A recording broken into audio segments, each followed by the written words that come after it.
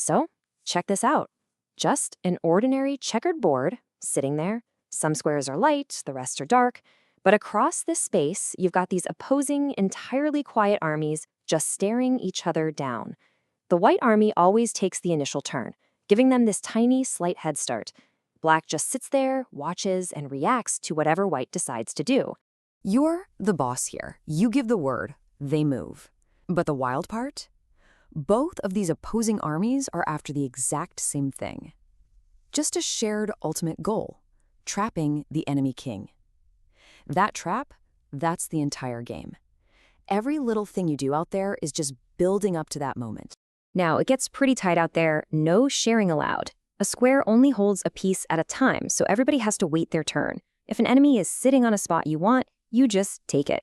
Your piece steps in, theirs is out of the game entirely. But you can't capture your own forces. They actually block your path, so you have to maneuver and walk all the way around them.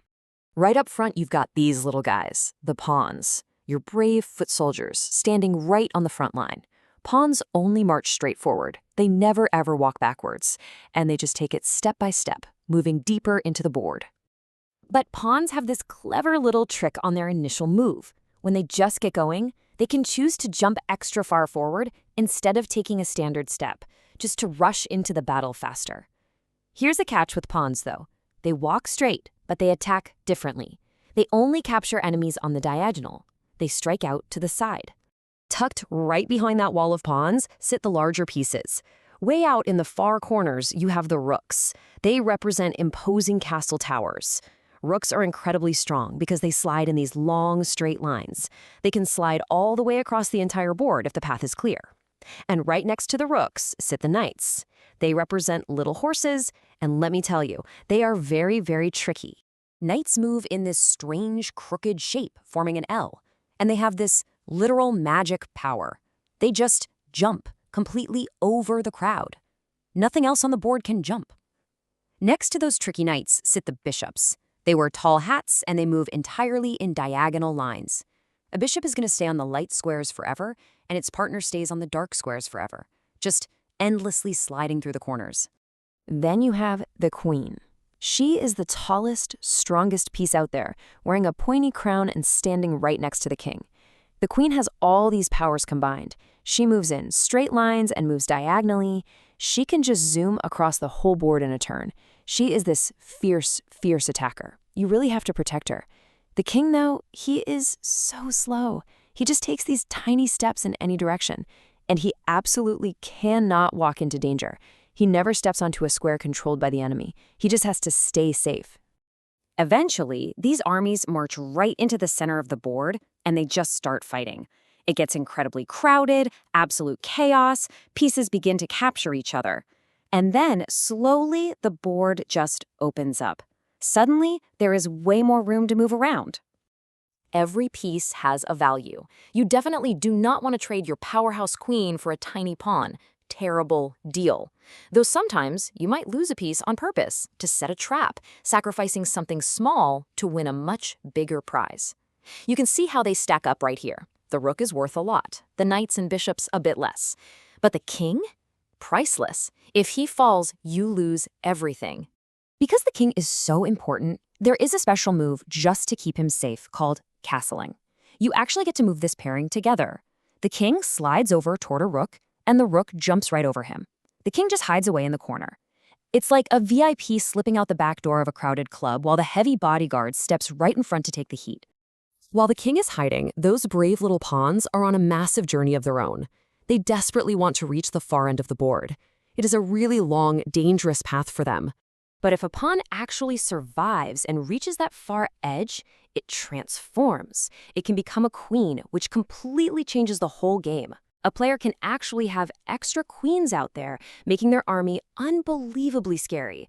It's like beating a really hard video game level and permanently unlocking the ultimate boss mode for your character.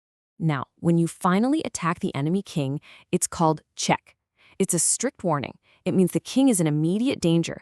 The enemy cannot ignore it. They have to save their king right then and there. They only have a few ways to escape.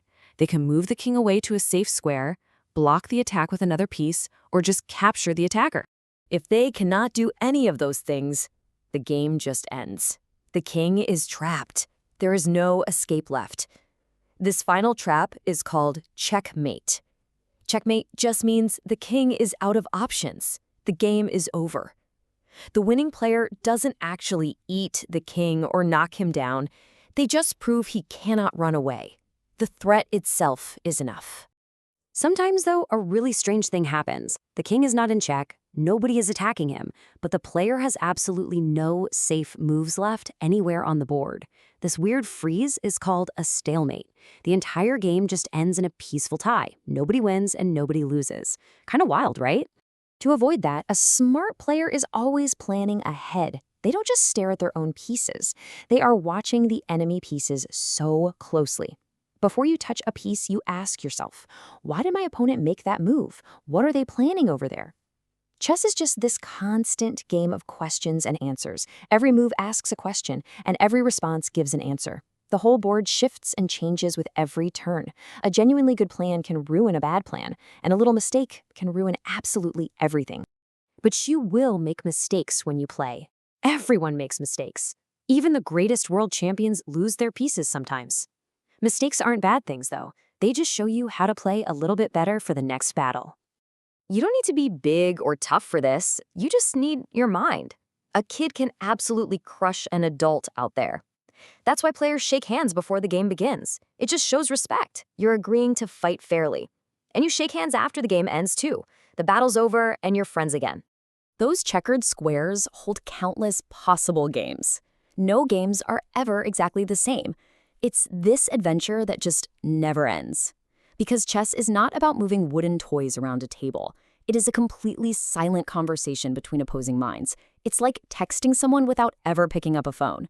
It just teaches us to think before we act, leaving you with this sense of wonder. So, the next time you sit down at the board, ask yourself, what kind of conversation are you about to have? If this sparks something for you, toss a like on the video, share it with a friend who needs a challenge, and definitely subscribe for more.